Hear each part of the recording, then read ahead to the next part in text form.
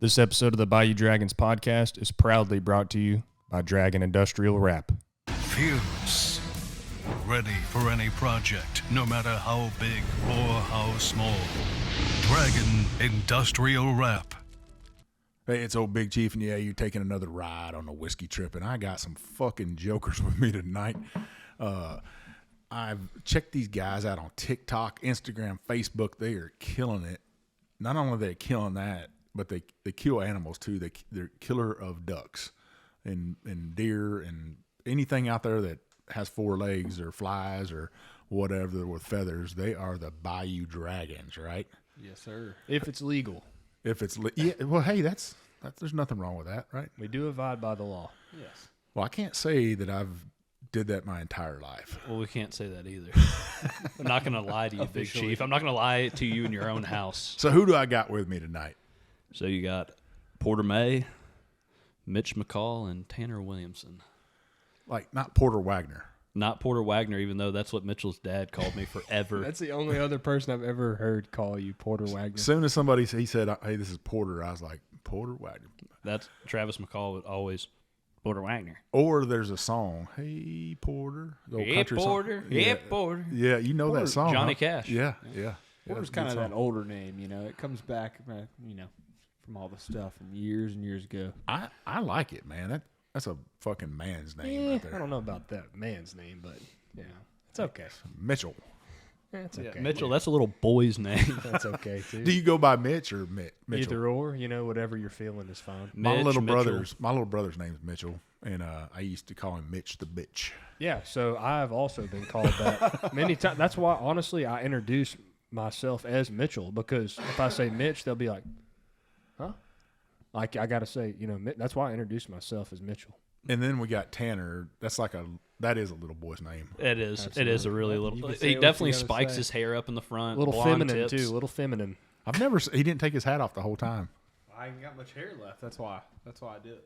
Well, we got to set some rules down first, because I saw some videos with you guys where some mutual friends, and Porter, listen, no wieners on the show, dude. Yes. I seen you shoving one in your throat. You said it hit the back. Yes. It was a girthy, long boudin. Boudin. Yeah. Good times. A lot of people don't know what boudin is that listen to our podcast. So What is boudin? it is encased rice and sausage. I would say that's fairly accurate. I mean, a rice, sausage, Cajun mixture. Yeah, pretty much. I mean, In some kind of it's intestine. rice, meat, seasoning, and encased in a pig intestine, pretty much. You like Right. boudin? Yeah. Oh, look at me. I'm fat as fuck. I like anything. You're really not that fat. Yesterday you were telling me like that you were really big, and I met you today, and you're not that big. You're not as big as I thought you were gonna be. Well, I'm 6'3" and I'm 300 pounds, so that's big. I call that build husky. A Husky. good, strong husky man. I'm from the farm, so You're a strong, yeah. husky He's gentleman. a husky gentleman. and when I was in the Coast Guard, I'm the hand of God that you'd see come down and reach down and jerk your ass out of the water if you fell in the water. So that's what people would say. They'd be like, "Would you rather have that skinny feller over there reach down and grab you, or you want to have old Big Chief?" Were grab you a swimmer? I could swim. That's how I did my PT test for the last probably 14 years of my career, was instead of running. Because do I look like I run? No. But I can swim like a fucking whale. There you go. I pull weight better than a John boat. I can move. Not anymore, maybe, but I mean, I get in the pool and swim almost every day in the summertime. So, yeah. Big Chief. And that so we're doing a little joint podcast today, and you were telling me you got the big is your Native American background. Native American. Well, I was a chief in the Coast Guard, plus the Native American, so the chief part, and then being a rather husky fella, the big part. But there's a story that goes with that. I was with a bunch of other chiefs, and we're standing around, and my guys are all waiting for me to stop talking to all these other chiefs, and they were trying to get our attention, really my attention, because it was Friday afternoon and they wanted to go home. And I was trying to not pay attention to them and pay attention to the guy that was talking to all of us chiefs. And they finally said, "Hey, Big Chief." And all the other chiefs looked at me and they were like, "Pretty sure that that's you."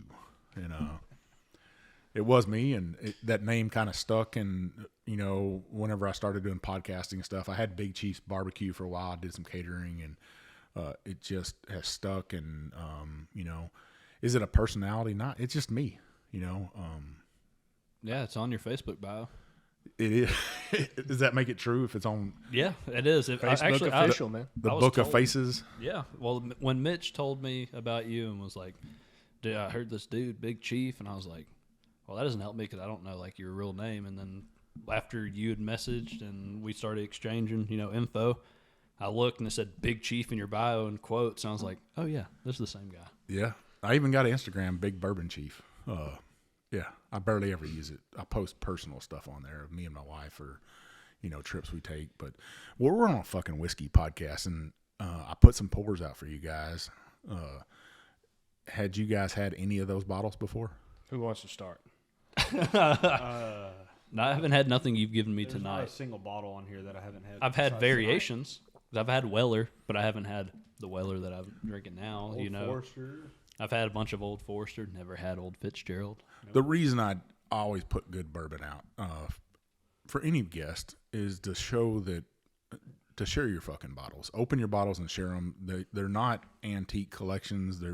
I don't want it to say I have a collection. I have whiskey to share with people.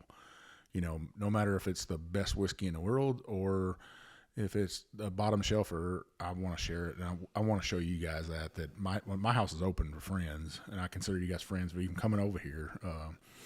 But I wanted to share good whiskey with you, and there's not a bottle on the table right now that ain't a good bottle of whiskey. I'm not going to put a bottom pour out for you, but you guys are all whiskey drinkers, right? Yeah, some of us are a little more fresh than other. Like I just recently got into it a couple months ago. They've been pretty big whiskey drinkers for a while, but I've never had any of these bottles. I've been wanting to try them for a long time. All the ones you put out, and everyone's I've tried so far has been awesome, and we really appreciate you sharing with us. Well, that's what whiskey's for, is to share with other whiskey drinkers, and not to sit back there and just shoot it back, but to sit there and talk about, have a great conversation, right? And we've been having a monster conversation in here, just all kinds of stuff. We've covered 1,000 topics already, but tell my listeners how you guys got together. There's another one of you that's missing, right? Yeah, there's a couple that's missing, but the core group that grew up together, me, Porter, Tanner, two other guys in the group, Joe, Matthew's my little brother. Joe's a dear friend of ours, part of the group, and really we just grew up hunting, fishing together. All been best buds through school, and I've known Mitchell since we were 4, and I knew his little brother when he was born, when he was still shitting yellow, Matthew. So are all of you skinny little fuckers? You don't have no big duck. You don't have one big guy. Well, no, not in the core group, but we hang out with some big son bitches like Damon Bailey. Yeah. We've had him on the podcast. Law enforcement. He's like 6'7", 285. I would consider right Big George has been in a lot of our stuff too. He helps us out a lot, and he's a good friend of ours. Big tatted up, big yoked up dude. Good guy, good friend. But anyway, we grew up hunting and fishing together, and I don't know, about 8th grade, 9th grade, me and Tanner started becoming friends. And Mitchell didn't like me for many years. He hated me. That's not true. But anyway, we started hunting together, and did you guys fight each other at one time or something? No. He didn't. Did you steal his girlfriend? That might have been the case. I knew it. They did. Me and Mitchell fist fought in our. And it wasn't on purpose. It just happened, and Well, friends fight. Friends but fight. That was the first friend fight. You fought over a girl? No, we didn't fight. Well, we never fought. Me and Porter fought before, but yes, in the past, you know what I mean. It. Good times. But he threw a beer almost through our sheetrock. Mitchell's like, damn, Chief, you bringing up bad memories over there. They ain't bad. No touch. They built character. There ain't friendship without fucking shit like that happening. Oh yeah. Hey, I'm telling you, man. Sometimes you got to air it out. You can't just let it build up and shit happens. But that's the great thing about whiskey is, hey, let's sit down and have a pour and let's get our feelings out, right? And exactly. Let's talk this out and be grown-ups. But you guys are all pretty young. You're 28, 27 or 28? 29. 29? 28. Yeah. Still young, right? But I'm super impressed with you guys that you've started this show, Bayou Dragons, and you're going out and doing great content. I mean, I'm super impressed. There's people that's been in the game for 30 years doing this stuff that isn't doing the stuff that you guys are doing. Did all that start when you were 9 and you just like, let's get this shit rolling? So in the 8th grade, we came up with the name, and back then the social media game was not what it is now. No. By no means. I still had a flip phone, but The boulder. So we would, what we'd do is we were hunting and fishing a lot. We'd take photos on our flip phone, and I would take it from the SD card on my flip phone, put it to my laptop, upload it on like Instagram. And we had like an original Bayou Dragons like Instagram. And we thought we were hot shit because we gained like 1,000 followers back in This was back in the day. 2009. 1,000 followers was like, but it fell off. And like we never stopped hunting and fishing and doing all that. It was just like social media ain't worth a shit. You know what I mean? Yeah. We didn't have there wasn't an iPhone or we didn't have money to buy quality camera gear, anything like that. So then right over 2 years ago now, like 2.5. We haven't even been doing it for 3 years now. Coming up on 3. Coming up on 3 because we've only had but yeah. So coming up on 3, Mitchell just we're all actually all in my garage. We're all hanging out just drinking, bullshitting, and Mitch was like, man, I've been seeing all these people do this, posting hunting videos and fishing videos. Like, we can do that, except better. And he's like, let's come up with a name, unknowing, like, bringing back the Bayou Dragons. He goes, yeah. We're like, okay, let's start a brand. We'll attempt to start a brand. And then, like, after, like, a week of talking, he's like, why don't we just bring back the Bayou Dragons? It's unique. We did, and people love, like, a lot of people buy our stuff don't hunt, fish, anything. It's like the name Bayou Dragons, Now Tanner don't say Bayou like you guys say Bayou, or like I say Bayou. How do you say it, Tanner? Bayou Dragons. I don't know. You said over there. He's changing it up. He now did. Yeah, he said it over there. I heard it too. Yeah, because I was like, "What? Yeah. What is he talking about?" Yeah, I don't know. I don't know what he's got going on, man. Yeah. I thought it just always say Bayou Dragons. Nah, he said something else. Over there. He said me and my wife were in a boat on the Bayou. Bayou or something. He said Bayou. Bayou. Oh, I might have said Bayou. I do say Bayou. That is not sometimes. the correct pronunciation, in my opinion. No, I don't. But I mean, I grew up and hear it from. I mean, I have some family and that murder. My mom does the same thing. She calls it Bayou Dragons. Like my stepdad's side of the family, they're so deep in the heart of Louisiana. They say shit you don't even know what the hell they're talking about. I don't know. I've known a lot of coasties that grew up on a bayou, and I'm from Bayou Le Batre. I had a ex brother-in-law was from I forgot where the hell, Gonzales, Louisiana, but he would be like, I'm on the bayou. And I'm like, what'd you say? Partner? I ain't your partner. Well, you know what's funny? I haven't said anything yet, but the way you say Natchez kills me. Natchez? Yeah. Natchez? Natchez? It's got an E in it. It does. Whatever. I say Natchez, and you were like, yeah, I was over at the I can't even picked say up on it too when Yeah, he said I it. didn't even brewery. Natchez. Didn't even know. Natchez. Is it Natchez? I say Natchez. I as well say Natchez. Natchez. Natchez. Yeah, Maybe that's in Tennessee, the Natchez Trail.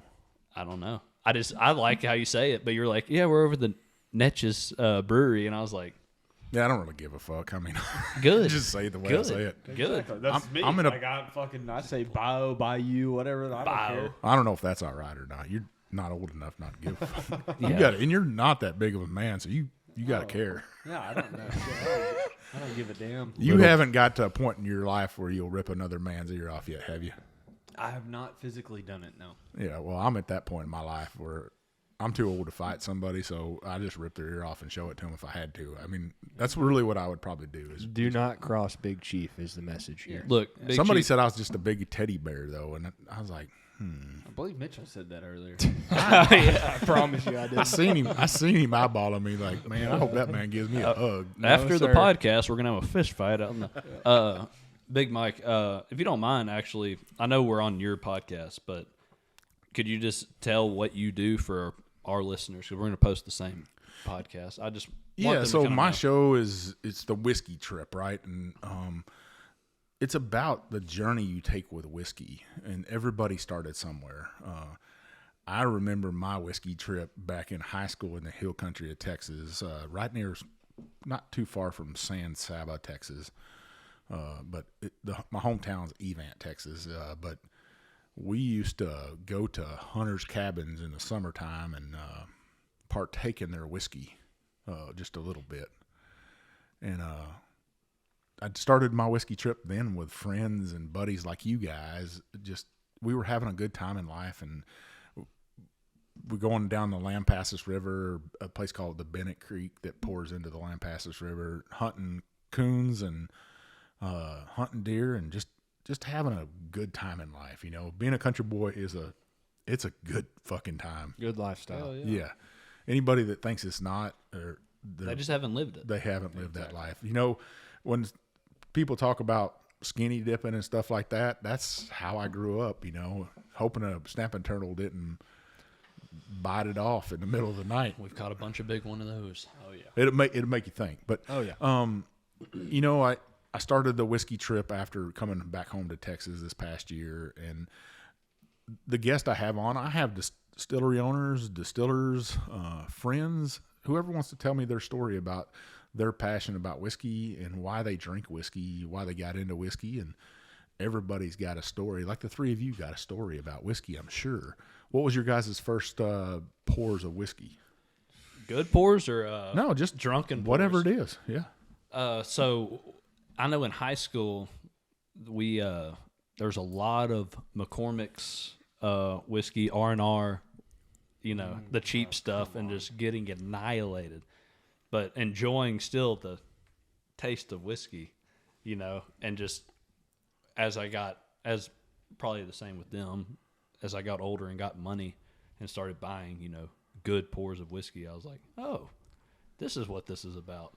Not just getting tarnished on a bottle of R&R Reserve or Canadian Hunter or Seagram's. I mean, so growing up when me and Porter kind of, you know, got responsible with each other. I mean, just period in life. You know, we moved in together as a couple, as a rent house. You know? and yes, we lived together and both had good jobs, kind of making our way up. You know, trying to be more responsible with our lives. And honestly, that's kind of when I felt like we started hitting into that whiskey part of our life. I mean, you talked about a brand. It. You talked about a brand, McCormick. That's out of Missouri, and now they're like one of the largest vodka distilleries in America. We drink a lot of McCormick. But now they have a brand called Ben Holiday, and it's gained a lot of traction and got a lot of respect in America. You know, that's a good bottle of whiskey to get, and it's reasonably priced. If I'd have said this in high school, $34 for a bottle, I'd have slapped the shit out of myself back then. Yeah, that's a lot. That was a lot of money back then. But now, that's not that much money. That's a good bottle of whiskey for a great price. But that McCormick has came a long ways. It's not. They don't want to be a bottom shelfer anymore. They want to be that mid shelf whiskey. 44-ounce cups and the fucking Gator. Yeah. Oh my God, they did it a little dirty, dude. So, what's a whiskey that you like? Your best bottle of whiskey at your house right now? I've got a Colonel Taylor small batch. It was bought for the podcast. I really enjoyed that. Old Forester Prohibition 1920. I really like that bottle. Those are my two that I've been sipping on recently. What about you, Porter? Besides the unopened bottle of Old Forester that was gifted to us at the Whiskey Festival, the King Ranch, which was awesome that we got gifted that.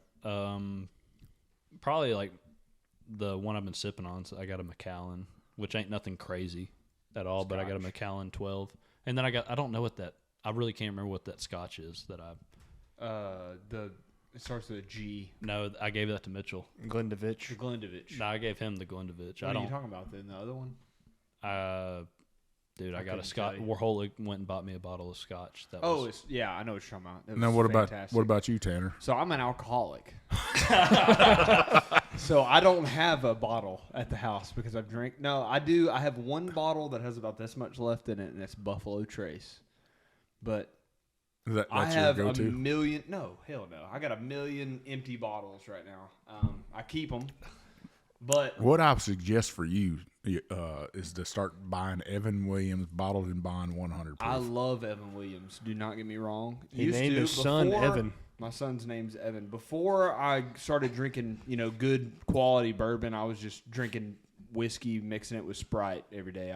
Was my go-to was Evan Williams. That was your go-to? That was my go-to. Now, when you guys go on a hunting trip, let's say you go up north to bird hunt for 2 weeks or deer hunt or something, what's the bottle that you gravitate towards on a trip like that? So on like our last few that we've done, what we do is get a local like bourbon or one from that state.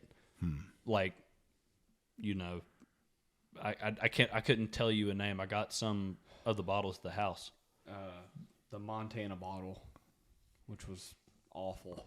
Oh, that one was terrible. A lot I of, still have one that I literally just have it as like a decorative in like a. It's a badass bottle, looks good, but Jesus Christ, you don't want It tastes like pure kerosene. Pure kerosene. Dude, it is terrible. And I work with kerosene. That shit is awful. Yeah, well, let's not tell that brand. No, I couldn't tell you the name if I could. I don't know. Here's a I guess a tidbit for you guys is Weller Special Reserve. Texans, won't even bother with it anymore because there's so much of it here. But that brand, that bottle is coveted in other states because people can't get it. The green bottle? The green. Yeah, I see it any liquor store. $25. I saw it. Right. Longhorn Liquor has it for $25. That's what we had at Tia's the other day. If I was a young man and I was traveling up north, I might grab myself an entire case of that and take it with me and maybe do a little trading. Yeah, and you'll be surprised. Yeah. I know I traded 2 bottles of that, which was $25 a bottle. I traded it for a Jack Daniel's single barrel pick, which was like $85. And he gave me 2 of those bottles for 2 of my bottles. And I was like, wow, I made out. Dude, that is even trade. That's some good knowledge because that is some very good knowledge. That is I consider it a cheap bottle of whiskey. If you go to Kentucky or Tennessee and you take that with you, you're going to do just fine. Wow. You show up with some of that. Why is it that say we have it in abundance down here, they just don't get it up there? Or well, Texas is a beast when it comes to whiskey, right? Big state, 29 million people. I think I really don't know the number anymore. I saw that not too long ago and it stuck in my head. But 29 million people, right? That's just Houston. Houston's the greater metropolitan area of Houston, 7 million people. With our phenomenal border patrol, yeah, might have gone up a little bit. There's a lot of people there. 7 million people, and the state of Kentucky is 4.7 million. So you put that in numbers and stuff. Well, we buy a lot more whiskey here. Texas's favorite drink by far, hands down, is Crown Royal. Drink a shit ton of it. Now, me and Porter did have our trip. Now, so back in the day, you had that. There wasn't all these 4-door pickups running around back when I was a kid. When I was in high school, it was a single cab pickup, and it had the old springs under your seat and stuff. Well, Crown Royal is a flat bottle, and it's got a bag, so you could tie that thing into your seat and drive down the road. Right. That's how the story goes. I'm not saying I've ever seen that before, but I have. Or done it. But so people love that Crown Royal, but now, distilleries in Texas have come on, and there's 70 or 80 distilleries here just to make whiskey in Texas. So Texans are starting to see those, and whiskey's getting more popular. People are figuring out that whiskey doesn't fill you up like beer, right? Mm-hmm. If we were sitting here drinking beer, I'd probably be about 18 Coors Originals in right now, just smashing them, and I would feel like a pumpkin. And tomorrow you'd feel like dog shit. No, I wouldn't. I don't get hangovers. I do not get hangovers. That's awesome. Yeah. I could even, in Mexico, I got into a bottle of Grey Goose, a bottle and a half of Grey Goose from about 2 o'clock until about 6 o'clock, and then went and ate dinner, and I guess I left my dinner on the wall. Went to bed, got up at 10, ate room service, ate some chocolate cake and drank some milk, and the next day my wife's like, hey, let's go do this 5K walk. I got up and did the 5K walk and went swimming and drank more, and I don't know, I got a tolerance for alcohol. Not to say I didn't do it right that day. I drank too much Grey Goose. Vodka sucks. But if I'd have been drinking whiskey, I'd been good. Sometimes that happens. Yeah. Oh yeah. That's been a minute ago that happened, though. I was relieving some stress is what I was doing because I had just retired from the military in 2016, and our friends like, let's go to Mexico for 10 days. Hell yeah. You got That would be tarnished. nice right now. I'd Me and love to go to our Mexico friend, right we now. met that couple in Mexico, and we went back with them to Mexico, and me and her tore it up that day. I remember seeing her just sitting on a park bench, like halfway bent over. That sounds fun. Got polluted. Absolutely polluted. Yeah, We had a guest on a while back that was his term. He was like, "Man, I got polluted," and it was like, I haven't heard that one. He was like, "You ain't heard that one? That's an old saying." I was my like, mother-in-law would say pie-eyed. She says I got pie-eyed. pie-eyed. She's German, so she got some terms like that, but she likes to tear it up a little bit. She likes champagne, and I've never seen a woman drink so much champagne in my life. But yeah. So what's been your favorite pour out of what we've had so far? I'm gonna go with the old Fitzgerald so far. Old The Fitz. Fitz was phenomenal, but don't get me wrong, this one Your pick was very good. that was The old very good. Maker's Mark Cellar Age. Now was some very people have trashed on that. Really? And I got a thing about that too. With social media folks, I find that people are shock and awe, right? Do you guys see that? Oh yeah, for sure. Yeah. It just pisses me off. I'm not shock and awe. If I don't know about it, I've never drank it, then I'm not going to talk about it. And then people will say, hey, oh, it's trash. And I'm like, did that person say that because they can't get their hands on it? Or they can't appreciate because they don't drink enough whiskey? Or they don't like it at all. Yeah, they might not like it all, but God dang, I don't know how you can't like any of these. Dude, I really like this one right here. I will not lie. Have you already tried it? Yes. I know people that would kill for that right there. Right over here. This is my second glass of it. It was the one I was eyeing as soon as I walked in. I'm gonna have to give that one a try. So there's still a bunch that I haven't tried. I'm looking forward to I just trying. got done with the birthday, and man, it's So we really haven't talked about hunting, but how was the FY 23, the 23 hunting season? How was it? Dude, so above what it's been the last few years, I think with limiting out or actually killing birds every time going out, it's been kind of slow the last few years.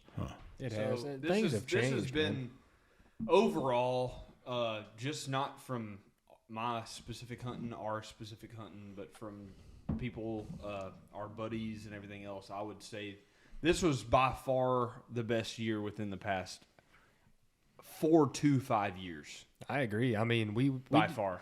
past 2 years we've done a northern trip. We travel up north and we do like a week or two up north, and that's always good. We're gonna kill birds up there. We scout, find good feed, shoot birds.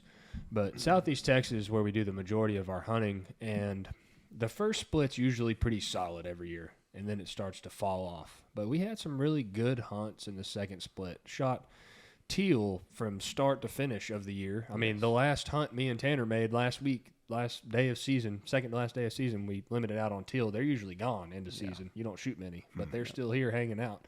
And I would say it was a pretty solid one, man. I had made some really good memories, had some good times, good hunts, and For sure, one of the best teal seasons in probably Yeah. the last 10 By years. far, yes. Yeah. Yes. I mean, hell, the day after I hunted with Mitchell, I hunted with my dad, I shot 8 teal, and then the rest were spoonbill and gray ducks. No, I mean, it's just, we smoked the teal this season. we did, and it was stupid. every hunt. Every single hunt, it was teal. stupid. And I mean, nothing you'd wrong have- with teal. No, absolutely nothing wrong with We it. love to shoot big ducks. So teal, I don't know. You said you're a duck hunter as well, so we like to shoot our big ducks, but we're not going to pass on the teal. You know. No, You won't But, pass on anything, right? exactly. No, absolutely But not. Who passes on ducks? I mean, not us. I talk to some people. Oh, we're going to pass on the teal. Wait, I'll no, we shoot ain't passing. a 12-man limit of spoonbills. I don't give a shit. I love spoonies. Yes. You're wearing a spoonbill ring. Exactly. Spoonbill ranch hat. Like, who gives a shit? So great season, right? My hunting season has sucked. If I didn't have my good buddy Ryan Marino over in Louisiana to hog hunt with, and got to take a trip out to California, which I was grateful to get to go out there and go hunting. But my job plus the podcast has probably limited me a little bit on what I wanted to do. And I always say it takes me a year. When I was in the military, it would take me a year to figure out the hunting in the area. And then the next year, it would be kind of learning, once I've learned where to hunt, then I would get into hunting. And then it would be like gangbusters. Kentucky the deer hunting there is just phenomenal. I'd put that state up against any other state for whitetails. It's amazing.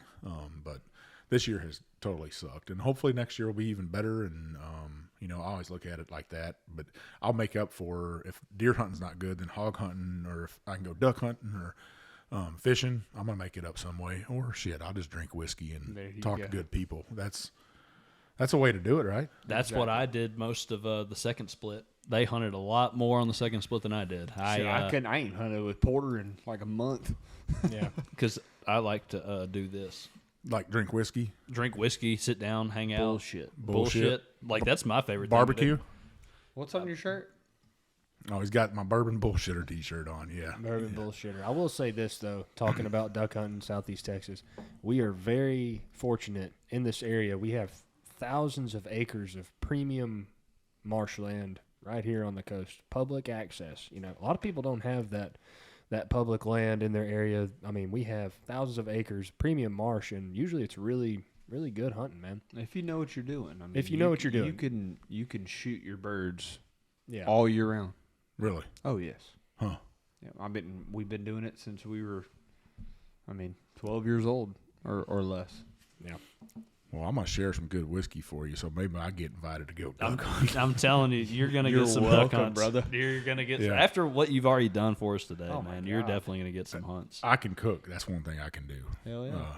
The name Big Chief. I hope so, dog. I mean, hey, you can wrap bacon around anything. It tastes not anything, but almost anything. You can wrap bacon around it, and it tastes pretty goddamn good. I don't know. You can probably say with anything.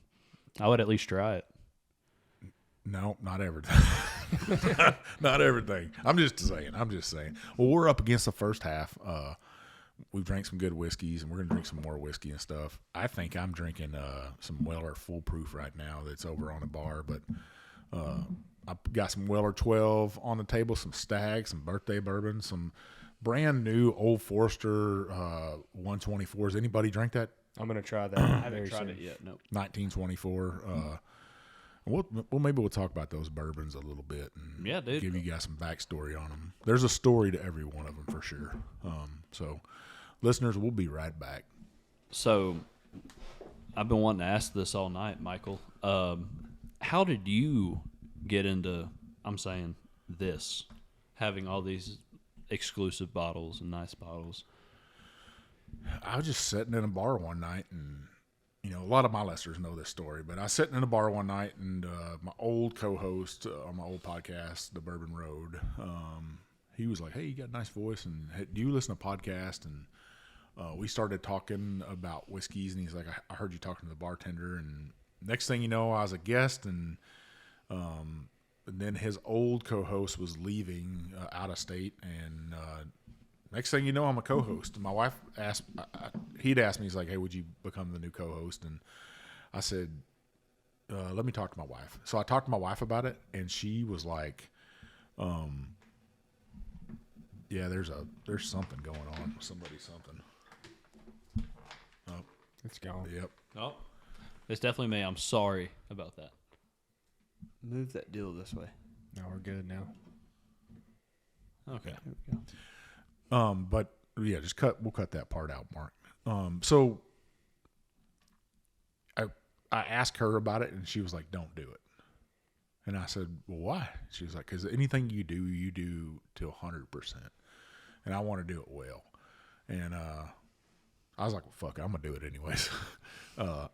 And I'm not saying I'm a attention whore, but I'm an extrovert, and I like people, and I've never met a stranger, ever. If I go to Mexico and I get in a pool, by the third day, there's going to be 50 people around me, and I'm going to be talking to people and meeting people from around the world because I'm interested in people's lives, and a podcast is perfect for that, right? Oh, yeah. Yes. I don't think you should be an introvert and do a podcast. And I know there are a lot of introverts out there going to say that's wrong, but it's all about being social, and whiskey is perfect for that. And I probably had 30 to 50 bottles at the time whenever I started the old podcast. And then last year I got fed up with my job, and I was working for the Coast Guard up in Kentucky, and I was like, I really wanted to move home to Texas, so I interviewed for a job over in Lake Charles, and I interviewed for a job here in Port Arthur, and I ended up taking a job here. And I didn't know if I was going to start another podcast. Leaving something you built. Imagine if they took away the Bayou Dragons from you, and somebody else said, let's start something else. It's tough. Oh, yeah, it's I can imagine. Tough to start over. It's a lot to build up and then have to start over. I mean, it's a lot of work. Yeah, if you listen to my last episode with the Bourbon Road, you would see how painful it was on that episode for me to leave that. It tore me up. But I built this, and this is the way I'm doing it now. Is I'm my only host. I'm the only person that has to schedule my shit.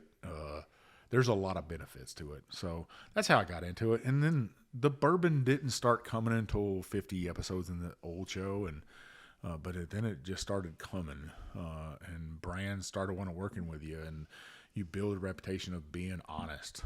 Honesty is the key to life, right? Yeah. And you speak truth to power about something. And some people will knock on me, other probably whiskey reviewers or whatnot, about not bashing something. But my grandmother said, if you don't have something nice to say, don't say it at all. Well, some of these brands, the brands we have on the table, could take me talking shit about them. But a small distillery that's a mom and pop place, they can't afford that. You know, people think they're making money.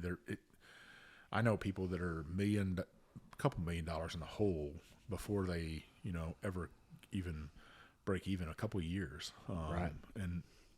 And I can kill that. You guys can kill a brand. If you sat here and said this new waiter that came out is total dog shit, then that company might, it could affect them. Because how many people do you have on TikTok? So let me just say this. So it's kind of the same concept, right? So we get, I would say at least 1 to 2 brands of different, anything you can think of, will reach out and be like, hey, you want us to send you this and y'all promote it.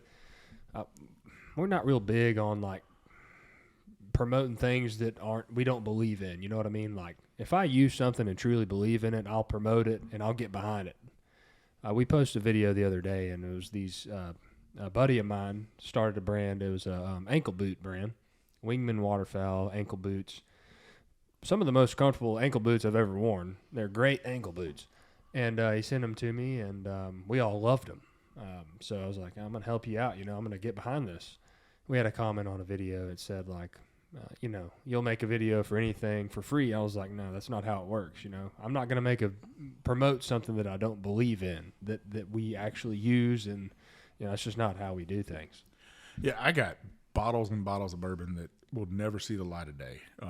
They just don't fit my palate, right. Or to me, they might be too young, but they're brands that I believe in, that there's a story there, because I always want to be the Paul Harvey of whiskey. I want to tell the rest of the story, or as I like to say, the rest of the dram. I want to tell that story about whiskey and the backstory that people never get to know about whiskey, like Benchmark. Everybody's like, Benchmark. Benchmark is not the name of that damn whiskey. It's the McPhee brothers. And they were these surveyors back in the 1700s, and they're fucking badass. They came down the Ohio River and trekked up the fucking Kentucky River, found the Buffalo Trace, the real Buffalo Trace, and then they went across that to go through the wilderness, and kind of landed at the Buffalo Trace in the Kentucky River where they cross. And that's where Frankfort, Kentucky is today. There was a benchmark there. They laid a survey mark. And they went up the rest of the Kentucky River and cut back across. I think it's the Salt River. And all this historical. And then they marched their asses back to Virginia over the mountains and almost died. Almost starved to death because it was the middle of the winter and stuff. But those stories is what whiskey's about. And that's what I like to tell. And, for sure. you know, brands have those stories. A couple weeks ago, I did Liberty Pole Spirits, and we talked about the Whiskey Rebellion on that, and that's history. A lot of people don't realize that George Washington was the only president to lead an army into battle. You know, we haven't had another president do that. He marched like 12,000 troops to Pennsylvania to whoop a bunch of distillers' asses because they weren't paying their taxes. That's pretty badass. Hell yeah. Those stories, you know, that's why I got in whiskey. And you guys are educating people on duck hunting, you know, and talking about Southeast Texas, promoting Southeast Texas, this region that a lot of people hate on, you know. But you got something beautiful here in Texas that you guys grew up here. Yes. Do you see the beauty in it, right? Yes.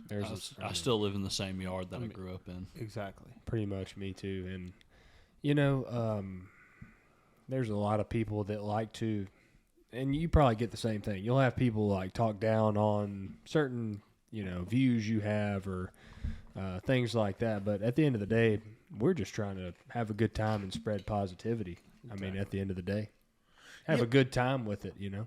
Well, it is a hobby and stuff, but, you know, you guys you're fucking killing it, I think. Not just the animals, but your content. No pun intended. No pun intended, right? Yeah.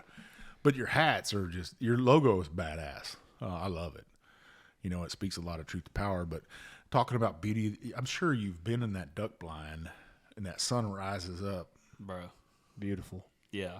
Dude, it's hard to beat. And I've been to probably 30 different states. I've been to Europe. I've been, you know, Central America. It's Southeast Texas has a beautiful sunrise, especially when you get out in the no man's land. Exactly. And it's just even like just say yesterday, riding around on the golf cart in the neighborhood at the house. I mean, there's something about a Southeast Texas sunrise. We looked up and it it was unreal. I mean, just the sunset. It's unbelievable. Makes the hair stand Kara, up. I mean, my wife, she was just like, look at this. I mean, it's unbelievable. I drive across Rainbow Bridge every morning to go to work, and it used to be the tallest bridge in Texas. But I get to see that sunrise over Sabine Lake. It's hard to beat. I've seen it. I mean, it's beautiful. Nice. It's unbelievable. I've seen. I would have to say the sunsets I had at our Kentucky farm were, and my wife would agree with it, epic sunsets, epic bottle shots that I could take. And on our road we lived on, there were probably 10 barns, you know, old tobacco barns and stuff, and there's thoroughbred horses and stuff, and some of the shots you can get for that for social media is just badass. So I have struggled, I guess, here with that for bourbon wise, but just that piece of seeing that sunset in the morning, driving over that bridge over the water, because you know I've been around saltwater almost all my life, growing up through the military, and I almost need it. You need it as a coastie. You almost need it in your soul. You know, when I go down to Crystal Beach, I like suck that salt water in, and it's like it feels like home. You know, it is. I mean, Texas is home. So there's beauty in this area whether people know it or not. When I'm over in Louisiana, right across we could spit on Louisiana from here pretty much, right? Yeah. Oh, we get that all the time. Why are y'all called Bayou? Y'all are in Louisiana. Like we have the same bayous. There's no bayous in Texas. There's better damn crawfish over here than Louisiana. Man. That's what I say. Oh God! You don't want to here strike we go. that up. You talk about get some hate. Hey, bro. dude. Hey, it's the truth. Just wait. When we can afford to boil crawfish, we can't right now because it's like $300 to $400 a sack. You got to get a loan out. But when we are able to afford to boil a sack of crawfish in our new crawfish cookers, the amount of people that tell us what we're doing wrong and we don't know what we're doing because we're from Texas, it's crazy. And that's I embrace it because it helps the videos perform. You know, like people saying, you know, it'll help the video do good, which in turn helps us do well, which is fine. But we enjoy it. The way we cook crawfish, look, we live 30 to 45 minutes from the Louisiana border. We know how to boil crawfish. I have a crawfish farm literally 5 minutes from my house. Like, multiple, not There's just one. Right here by my house. There's like 4 crawfish farms right here. Am I crazy about crawfish? I mean, not really. Mitch is the I least enjoy them, most crazy but I'm not. about I don't go crawfish at crazy this about them, table. but you know, I enjoy them. But man, people are very passionate about the way they cook their crawfish, and they make it known on social media. That's for sure. Who made your crawfish boiler? Texas Star Outdoors out of Spring, Texas. That's got to be one of the most prettiest cookers I've seen. It's Man, a beautiful cooker. It's gorgeous. So I mean, it's this absolutely dude, beautiful. man. We connected on social media. Anyway, we ended up with a cooker from them, and I go to their shop. This was last week. It's him and his dad, and they're cranking out these cookers, and they're all. This dude is hand welding all these, everything to do with this cooker. Quality craftsmanship. Just their shop's pretty damn impressive. It's out of a little warehouse they're renting out. They got some really cool equipment, and they've got a great thing going. And they've only been going for a few years now. And he showed me a picture. He was like, "Look, this is Randy Travis right here in his garage door. We delivered their cooker last year. Randy Travis came down and bought a cooker from him." Well, let's talk about how we met, right? So we got a mutual friend. He's been on your guys' podcast, and he's actually going to be on a future episode of mine. Tyler Blunt, like smoking a blunt. Right? Oh yeah, But he owns Natchez Brewing or Natchez. No, you can say it however you want. Don't. Say how you It's mean. your home. But me and Tyler have collaborated to make the Big Chief series of beer aged in bourbon barrels, and we should have one coming out in April, a big old Dunkel. But you talk about some good beer that he makes, Bro. His Mexican peach candy, money. Dude, I love. I'm sorry, I didn't mean to interrupt you, but I love like his seasonal and I'm not like a super like I don't have sweets in my home and all that shit, but like when he has like the cookies and cream like Christmas, when he has the oatmeal cream pie like right after New Year's, like the Christmas tree, The Big Deborah. bro, I smash all those beers. I'm like, make sure you put the little Deborah on there. So Dog. I will tell you this. So first time I met Mr. Blunt was Porter said, "Hey, we're doing a podcast with Nature's Brewery. Bring the stuff." I was like, "Cool." We set up and pulled in. Dude, Tyler's just the nicest dude ever. Like he welcomed us in. It was just a great episode, great conversation. Just a really cool dude, and he showed us around the brewery.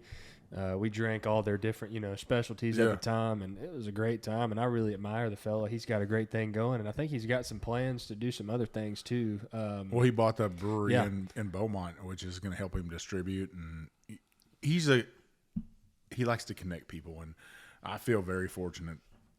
That's what this podcast has brought me is a family of people that, if me and my wife. We don't have younger kids, and we don't go to church, and we don't have kids in school, so it's hard for us to meet people at our age here, so meeting friends and stuff, and we've started meeting people. It's taken that first year to figure out where we're at here, and we're starting to meet people and connect, and it's pretty. I love this area. I'm starting to just fall in love with it, and we do live out here, probably 30 Out in the minutes from sticks for sure. Yeah. we It live took out us here. a good minute to get out here. Yeah, for I sure. did. We won't lie. We were like, what if this guy just wants to just, Yeah, kill our us? original story was like, what if this guy just lives in a Morgan building, and just one single hanging light, and we're all just like, Yeah. who knows what the hell we're gonna run into? Yeah, we're like, You know?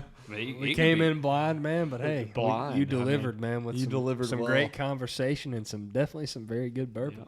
Yeah. So what are you drinking right now? What do you got? I'm drinking the birthday bourbon. That's what I'm Drinking more right now. birthday bourbon. You got the birthday bourbon. yeah, I'm trying. This I was, just poured a bottle of the Stag Junior. Tanner's manning up down there. I mean, Yes, that Stag Junior. Is it say Junior on there, or is it just does. say No, it says Stag? Junior. It says Stag So Junior. they took the Junior off there. It just says Stag now on the bottles. That's an older bottle That's right there. nothing I've ever had before. by Very far. good bottle. I had that before the birthday. I think I've had everything on this table so far except for The Infinity. the Infinity, which we'll try at the end.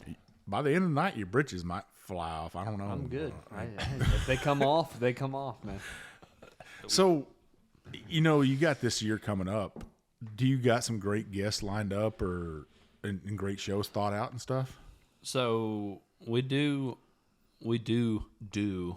a lot of trade shows. Like we're gonna do the Trophy Hunters again. we're about to do the barbecue cook-off that our last guest, Just Rabelais, puts on. Barbecue festival. Like, that's going to be a good little show for us. We do Marsh Fest, we do Rice Fest, we do Gator Fest, local stuff. And for us, honestly, the local stuff usually provides People more. show out and support, man, locally. It's awesome. We do have a lot of local support for sure. We also have a lot When it lot comes of to our local local trash, shows. a lot of local trash talk. Yes, for You sure. get that with whatever. We probably have more local trash talk than support, but Is that just, I always say jealousy is the greatest form Yes. of flattery, Probably. right? I don't know if it's jealousy or just, I don't know what it is, man, but we do have a lot of locals. Don't get me wrong, a lot of local support, but there are a lot of local people that like to down the dragons, but that's fine, dude. We're going to keep doing our who thing. gives a shit? We just We go don't with give it, a brother. damn, We keep doing it. But I we have do, to shake my bearded dragon at him.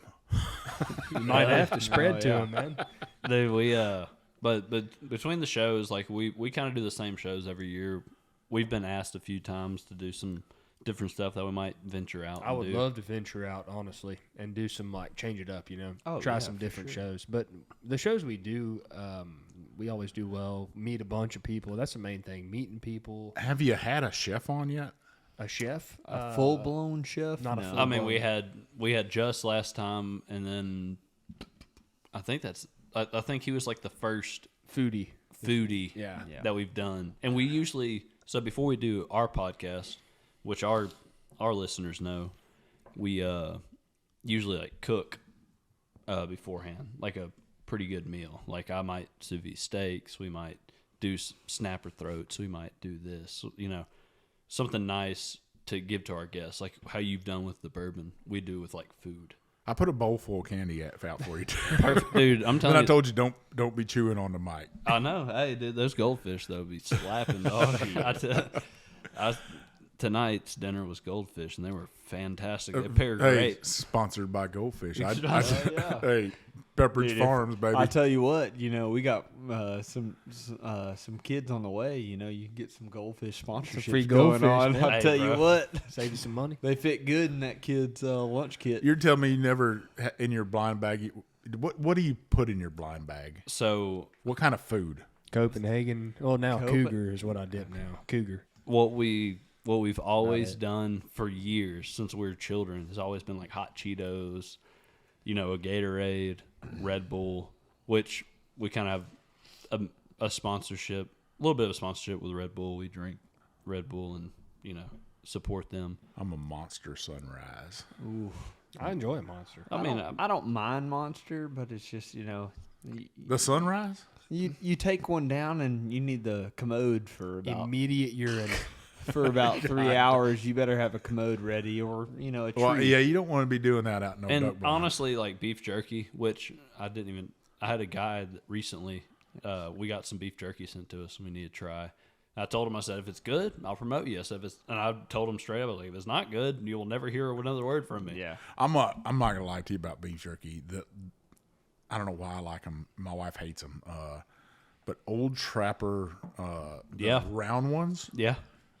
The pilot up here is like $22 for this bag of 80 of them. That's a smoking good price. And then if you buy 2 bags, you get 1 bag free. Jerky's expensive. I'll man. tell you what, I've had the Jerky's same expensive. bag of Jack Link's jerky in my bag the entire duck season. It's never been opened. Yeah. Even to this day, it's still. It'll be good So next year. what It's else still- do you put in your bag for? So in the past, it's always been kind of a little different here and there. But I knew he was gonna say KY jelly. yeah, I normally keep a bottle of KY, but it's normally the Jack Link's stays in there, but typically I'm not a snacker when it Tanner's comes to not a hunting. snacker on the hunt. Me and him I'm are. not. But I will These tell two you this. motherfuckers right here.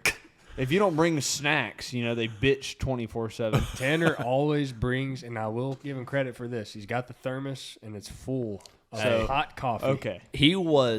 I'm going to give Tanner, he was the first Stanley Okay. owner. So all these bullshit people with these Stanley cups, I've been bringing a fucking Stanley thermos to the hunt For years. for years. For the last years. What I don't color even is your? know. What color is your? Green. It's the old school. It's green. the it's old the school old school green. thermal. Not the So I'll silver tell you, bullet. I have a story. So I'll never forget this. I had my original, the fucking first one that I've ever brought. I brought it every morning, no matter what. I left it on a pond, and I'll never forget. I know exactly what pond it was. I hunted with Bradley Kelly. It was me and Bradley. I left it on a pond in the grass one time, and I never saw it again. I had that thermos for years. That was the original that I always used to bring with you guys. Yeah. I left it on a pond, and I told myself the rest of that season to go back and get it because I knew nobody'd ever find it. I mean, it was in the marsh in this middle of this pond. Nobody would ever find. Did Bradley get it? Bradley never took it. I would imagine he never took it. If he did, he would give it back to me. I had this guy that I went hunting with, and I didn't know him very well, but he's like, "Hey, can I go hunting with you?" And I was hunting on the Ohio River, and I had a really nice set of duck calls, and I had a whole bunch of bands on there from Maine. Me and my shot son, a few bands. a couple in my life. There you go. But what happens? I go home that day and looking through my blind bag, and I'm taking trash out of there and stuff, and my duck calls are missing. I'm not That gonna. guy ghosted me. Let's take a quick pause. Sounds like something Tanner would do with a band. Tell you what. So, okay, we'll go into the story. There's no story to go into, so let me just say this. Me and Tanner have hunted together for years. Every time a band is shot, for the most part, it seems as though we both pull the trigger at the same time, and the bird folds. So we end up flipping for it. That's all right. I respect that. See, that's not correct because this only happened once. So right? how many bands do you have on your lanyard? And let me tell my listeners that don't hunt what we're talking about, because some people don't know what a band is. But it's a ring that's put on a duck or a goose's leg, right? Right. Yeah. Leg, neck, wherever. Yeah. And it tracks the migratory pattern of a bird. So there's a little number on there, and you call that number and check that bird in. Used to, you could get money for those. Right. So they banned them. The refuges will ban these birds typically, all over the country. It's typically just for tracking. If you harvest one, there's a number on it. It's like a trophy, right? You call it in, they say. For us, it's a trophy. Oh, I shot this bird. This is the band number. Oh, it was banded in Canada. Oh, that's awesome, Yep. It's a trophy. But, Tanner and me have been a part of many hunts where me and him, it was a dispute to who shot the band, and we had to flip for it. That's all there is to the story, really. Really, I mean, that's it. Have you ever shot at a one that? Yeah, money, I've got money one, from. No, not money. I've only got I've never seen a money band. I think my son, he shot 4 Canadian geese in 1 year, and they all for like $100 a piece. That's awesome. That's insane. Southeast because, Texas is few and far between. I've only shot one band in Southeast Texas. We crawled a bed of geese one time, me and Porter, last Tanner, and I picked up the goose that was banded, so I got the band. But I don't like. We called a bunch of geese, and we shot 20 plus geese or whatever, and Mitch just picked up the one specific goose. And I mean, there's no way of knowing who shot it. There's no way of possibly knowing who shot it. But and Mitch claimed the goose. I've got one on my big deal. on my lanyard that I shot for sure, and then I've got that goose in the freezer. I'll probably put it in the shop if it ever gets mounted. It'll never get mounted. But yeah, man, it's just a trophy at the end of the day. What do you? What's your favorite way to cook, like waterfowl? My favorite way to cook, everyone's going to be different here. I know how Tanner's going to say, but I like just throw them on the grill, wrapped in bacon. That's it. Maybe throw a little steak seasoning on it. Take it, sous vide it, cook it like a ribeye. Really? Yeah. When it comes to geese, I'll do ducks like that too. trust me, I like ducks that way. Same, but when it comes to geese, you got that big ass fillet, Big breast. Cook them just like you cook a ribeye. I mean, you either sous vide it just like Porter would do, or you marinate it and just throw it on a grill just like any other steak or whatever. But when it comes to regular duck, just because how small they are, they're so much smaller than a goose. There's multiple different ways I'd prefer to do it, but I think my favorite way, honestly, to this day, even with my wife agreeing, would be duck rice and gravy, man. I mean, I could throw it in a skillet, cook it real deep, and throw some deep brown gravy on it, and throw it on a bunch of rice, and it's hard to beat. Now, what about deer meat? Because you guys Ooh, deer hunt too, right? Yeah, a lot. Deer meat's way different. Do you process your own deer meat? fried That's back- Yes. I do. Yes. fried backstrap. Fried That's me. backstrap is What about you? What about you, fancy Mashed bitches over here potatoes, with your gravy. sous vide? I do a lot of most of my deer honestly gets ground up because I cook deer with everything. yes. Really? So last season we spent how many 4 hours at Porter's house grounding up deer meat last Multiple season? deers. What do you do with your shanks? Dude, when I'm talking, I ground everything. Porter I grounds ground everything. Yes. Grind. So my two favorite meals to make with deer meat is usobuco out of deer Okay, shanks. fancy ass. Yeah, baby. And then 2 years ago, I challenged myself and I took a half a backstrap out of this big doe, and I made a venison Wellington, and it took me about 3 hours total time just to prep it all. But one of the best. My wife's like, "This is amazing." I've never made a Wellington, but I've watched videos on them all the time. I'm like, I want to try. So, before we start again, I guess, and finish up the show, I wanted to share with you guys this Infinity bottle that I have. My son actually gifted that for me Christmas one year, and it's the Big Chief's blend, but it's all weeded bourbons that are I'd say the best 20 weeded bourbons on the face of the earth that people covet. And then it's been in that bottle, and I'm glad you guys got a pour of it because now I can put some more in there because I got a couple bottles that they need to be. So just explain mingled. the bottle more. It's obviously just straight weeded bourbon, right? I do mine that way. Some guys, they pour a bunch of different things in there, and some people have a list of theirs, and people do it different ways. Some people will take their whiskey from one bottle and pour it in that bottle, and I'm like, well, you're doing the same thing. Whiskey's going to ruin, but I filled mine all the way up, and then when guys like you come over, we have a pour, and then I'll have another bottle that's getting near empty, and I'll pour it in there, and that's my Infinity bottle. It'll never go empty. That bottle will never go empty in my life. It'll always have whiskey in it. Thanks to my son, it's a good deal. Well, I say cheers to you guys. Cheers. Let's do it. Let's try. Are you okay? I was making sure we. Are you Mitch? Are you I DD? currently have a pinch of cougar in. Pinch of, Yeah, I don't even know what to say, man. I don't even know what to say. Cheers.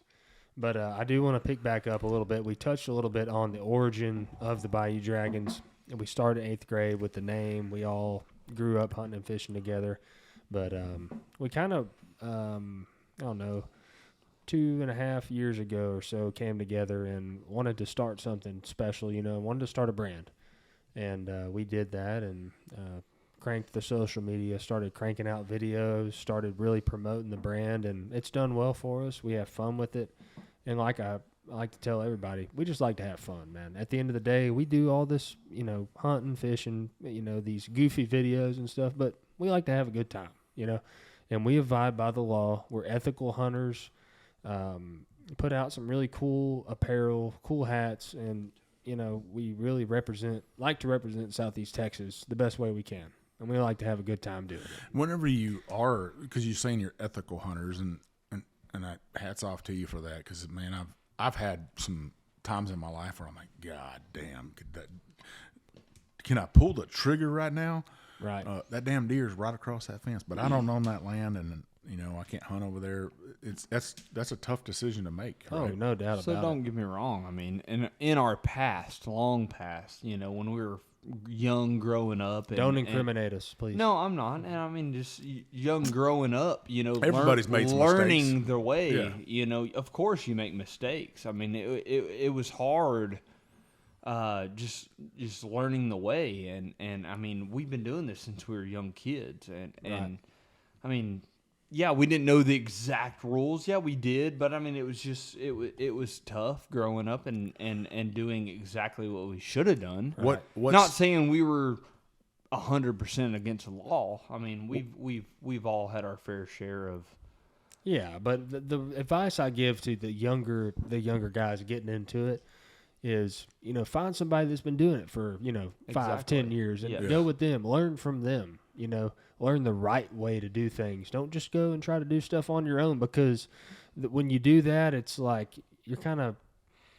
it's like these young kids coming into the marsh, coming out duck hunting, may not know the rules. You can mess up someone's hunt real quick if you don't know the rules. But you guys could help them out, though, right? Oh, absolutely. Yeah.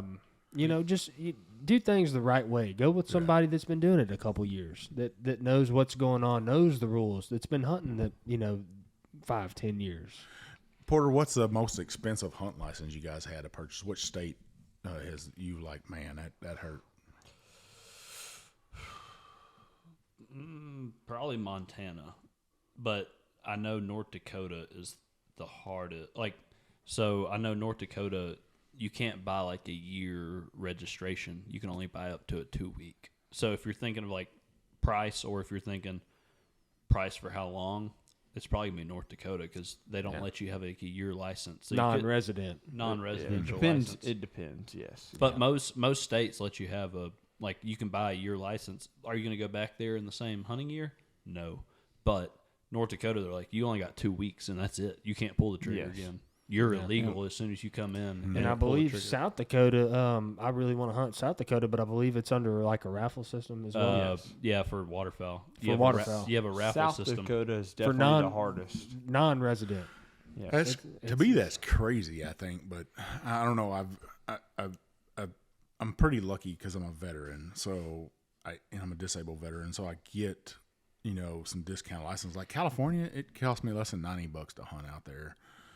I think in Idaho, I can go out there and kill a mule deer, a bear, an elk, and a cougar for like $100. Yeah. Certain states, but I'm just thinking about like how to your price to what you get. Like, because you're not guaranteed, like, when you buy a waterfowl stamp, or not stamp, but a license that you're going to shoot a waterfowl. But, like, if you buy, like we did Kansas a few years ago, you buy a Kansas license, you can go back to Kansas whenever you want, all year long. Yeah.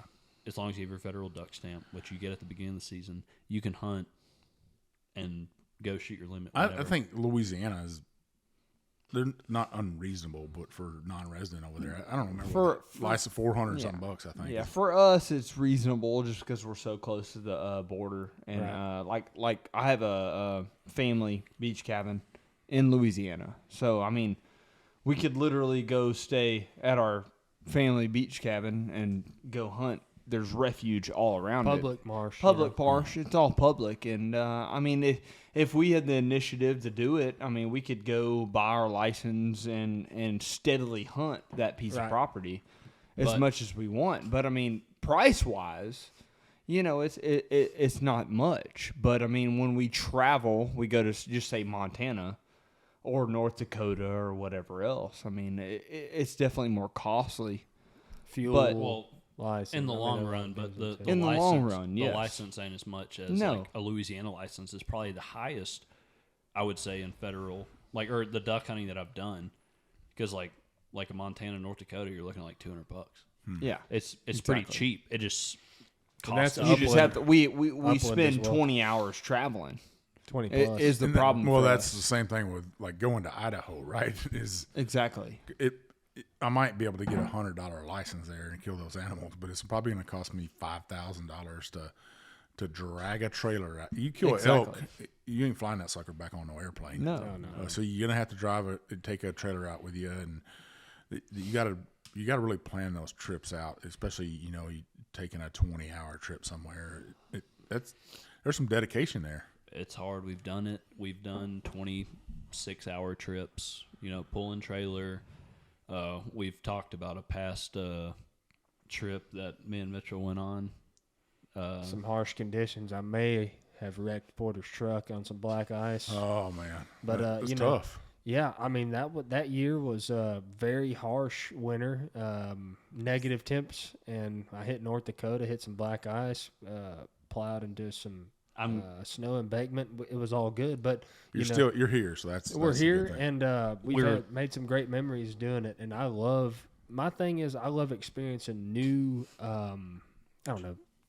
New terrain, yeah. I like hunting different stuff that we don't get to hunt down here. Like we get to go up north and hunt dry fields, snow. I want to hunt some Arkansas flooded timber one day, and I think this next year we're going to do something different.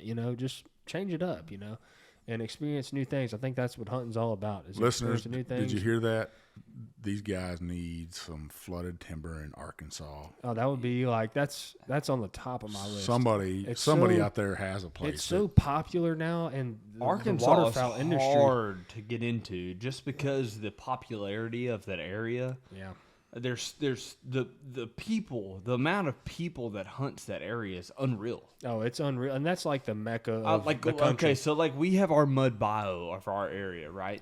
And we think that's racing, duck hunting, racing into ponds and stuff like that, but that is nothing compared to Arkansas. But that's a Public Arkansas. Public Arkansas, but Public Arkansas is outrageous. I will say the waterfowl industry has definitely started booming within the past like 3 to 5 years. Have you guys hunted Western Kentucky? No, like the never hunted Paducah, Kentucky area, because that's the Mississippi Flyway, right? And I gotta say, the state of Kentucky puts a lot of money into that western side of Kentucky and the Flyway there, and I could just imagine that the bird hunting there's got to be pretty amazing. Probably is. I could imagine. I mean, I love to find those areas that like is just like a sleeper area. From our area, there's no way of knowing because we don't know. Unless we go and experience it ourselves. I think that northern no California Pacific Flyway, I was pretty blown away about how many birds were, and it was just geese up in the. I went there with the mindset that I wanted to kill a cinnamon teal. Is what? Yes. Man, I was like, if I kill a cinnamon teal, I want to get it mounted. Yes. Hanging that sucker on a wall, that was my dream right there, but it didn't happen. So, and I might go back there. I don't know. I mean, just for instance, our buddy Alex Sturgill, right? Where's he going right now? He's probably in Mexico. He travels. He travels. He does, and he's a big photographer and everything else. But I mean, as soon as our waterfowl time closed, what he do? He went straight down to Mexico with a big group of guys. Big traveler. And I mean, Mexico. I mean, they're probably down there slaughtering their ass. Who knows? I mean, and it's just how it is. I mean, our season ends way too early. Like we've discussed for many years, our season is it starts too early and ends too early. If they would push it a month, just one single month, I mean we would succeed 10 times more in our local duck season. Well, you're just like on the very edge of the Mississippi Flyway, right? Right. So you're just getting those, I don't know what you would call them, the hanger-oners of the Mississippi Flyway, but that's why Arkansas is so popular, because that Mississippi Flyway, Mississippi, and they're in the heart of it. That's why I was saying that Western Kentucky, if you haven't hunted there, I'd say hunt there. What now that you drank some of these bourbons and stuff, what is a bottle that you like, man, I'm going to hunt that sucker down, I'm going to find it?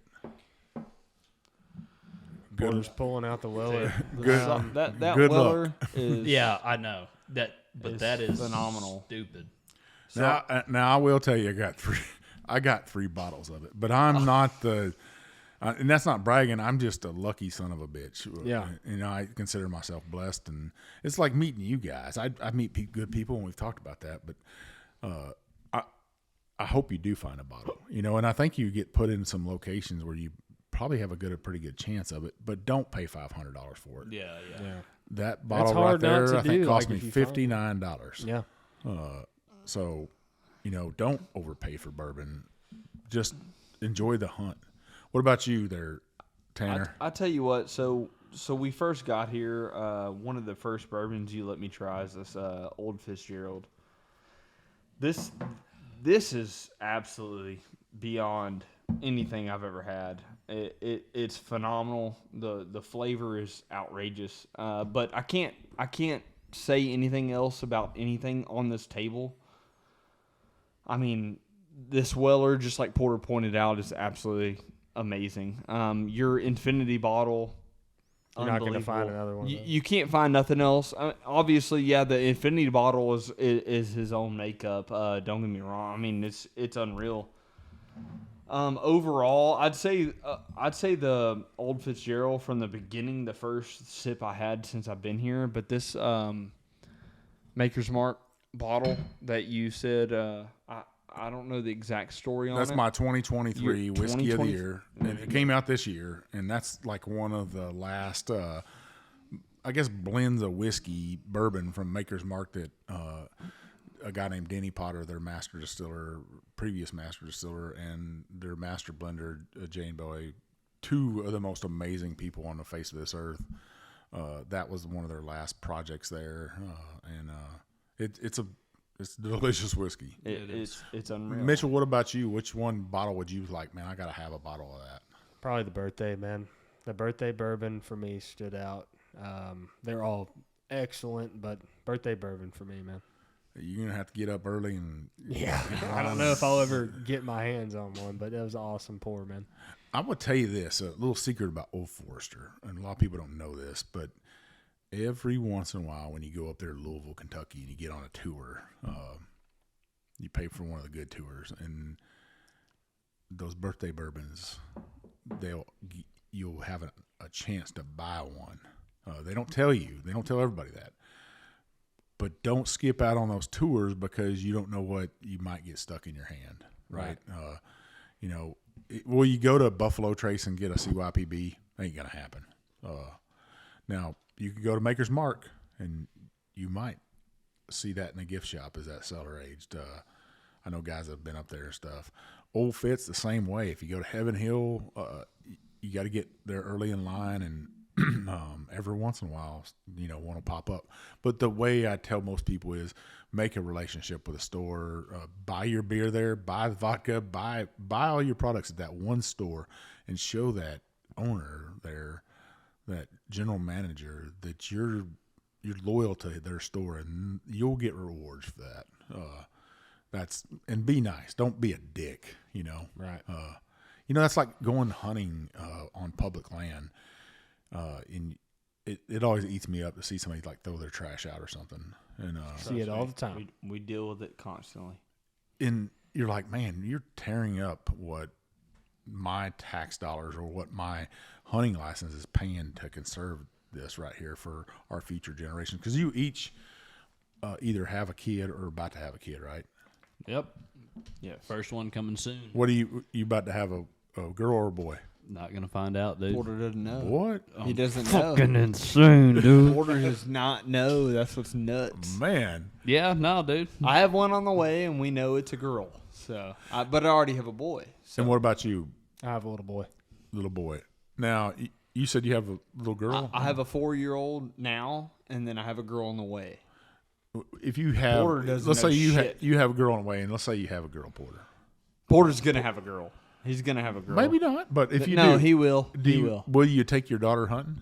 I will. Yes. Yeah, my daughter will for sure be having a bass rod, playing Yes. golf, and definitely will bird hunt, whitetail hunt. That's something I love seeing. There's a little girl on TikTok that's fishing all the time. I don't remember what her name is, but she's Is it Hannah Barron? maybe is that what her name is? I don't know, maybe. But There's a few Hey, Hannah, out if there, you see but this, Hannah Barron is I love you. one of the top notch. She's always fishing. She's got a deep southern I don't voice. think she uses a fishing pole. oh, you're talking about Macy Watkins. I think so. Yeah. I swear to God, it's course, Macy Porter Watkins. will know. That's actually no, that's a friend of ours, Mitchell.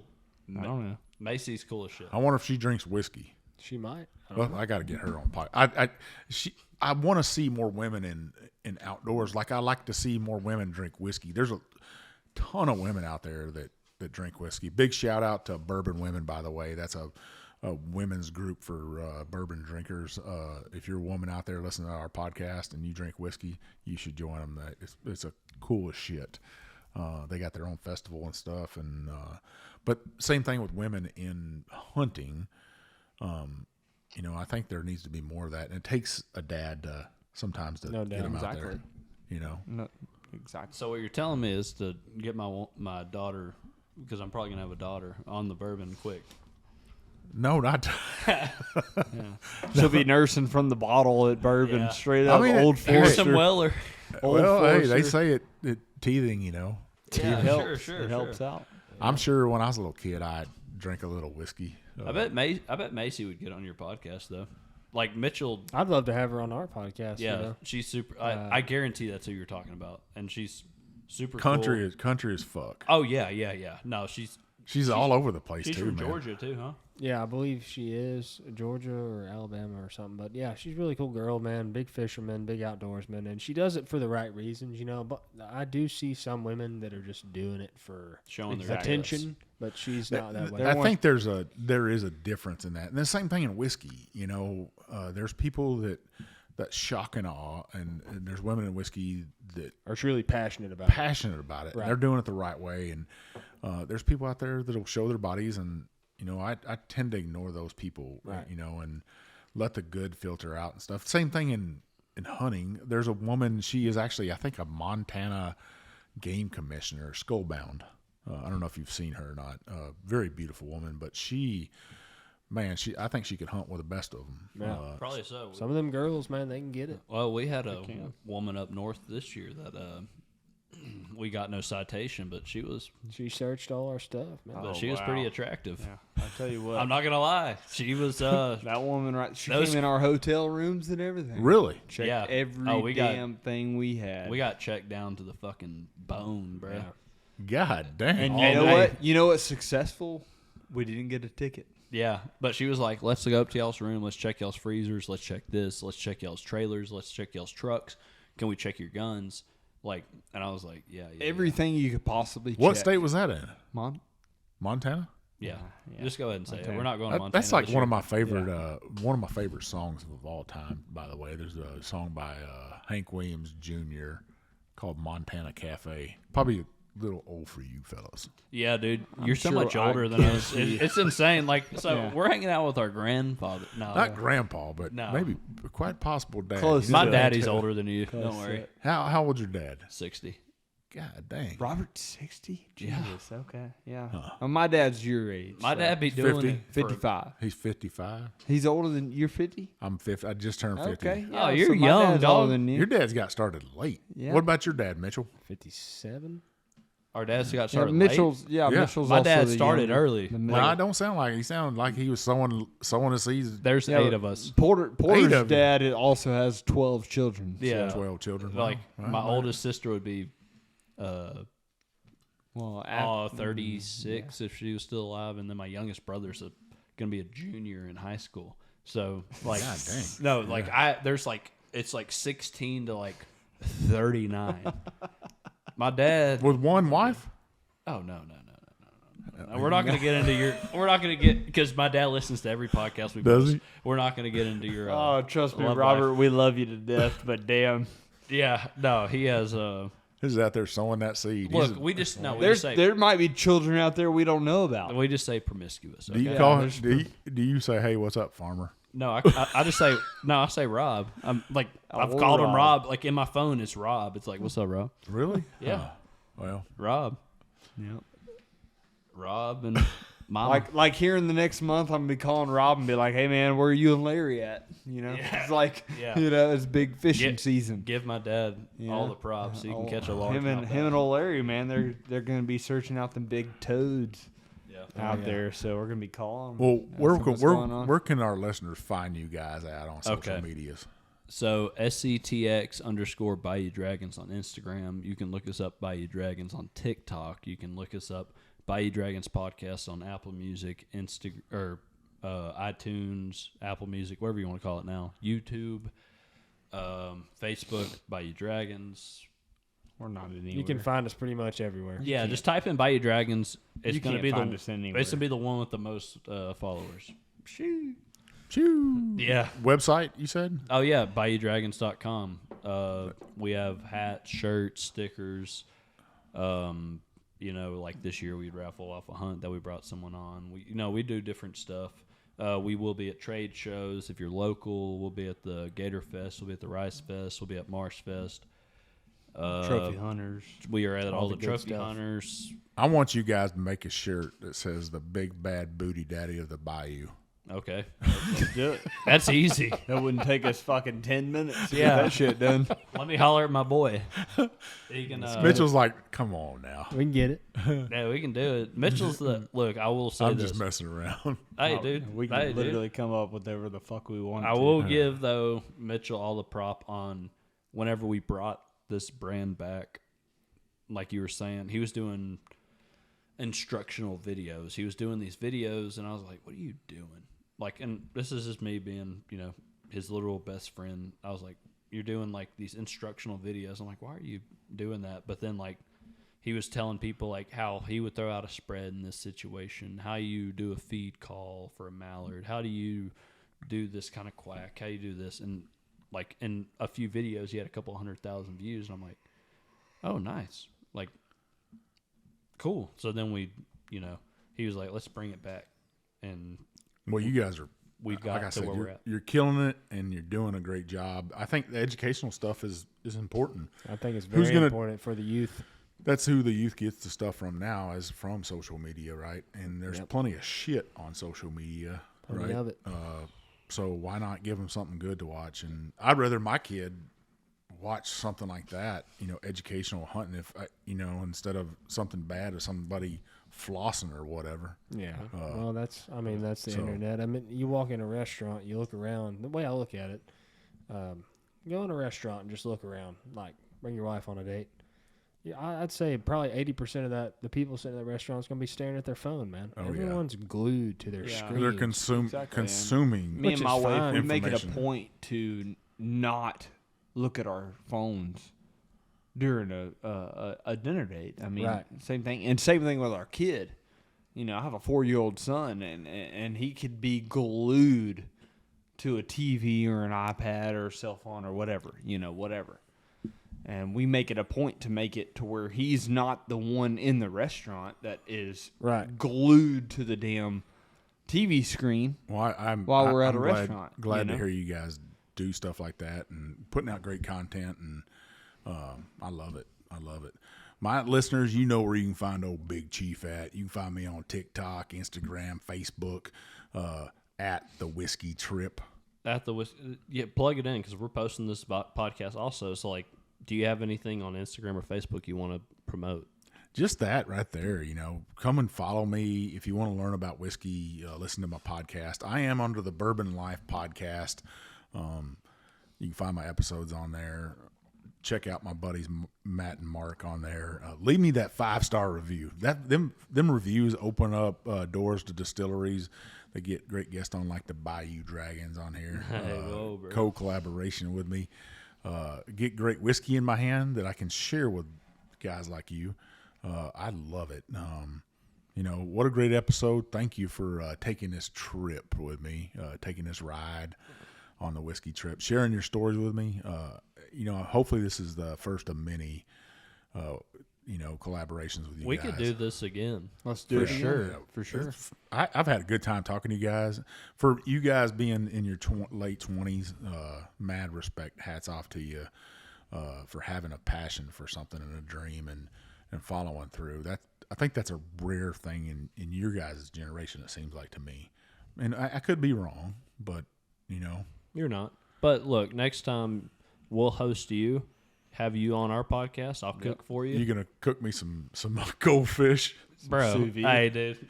I Sous promise. vide. If it's goldfish, it's gonna be made out of fucking gold. You know what I'm saying? Well, we appreciate you having us on and sharing all these great bourbons with us, man. Now, how do you guys close out a show? What do you say? We usually just say, "Thank you, Thank you. come again." No, just Welcome to the Bayou Dragon Show. No. Well, that's supposed to be your intro, right? Yeah, but he's never on the podcast. Don't let him say I'm a so. loser, dude. He's a loser. You don't want to I'm say literally you're the not- shop hand that has nothing to do with nothing. So. Yep, he is. But no, basically close it out. Appreciate everybody for watching, and we'll see y'all on the next episode. Appreciate the support. Well, listeners, you know what I like to say. This is old Big Chief, and thanks for taking this ride with me. We need something like that.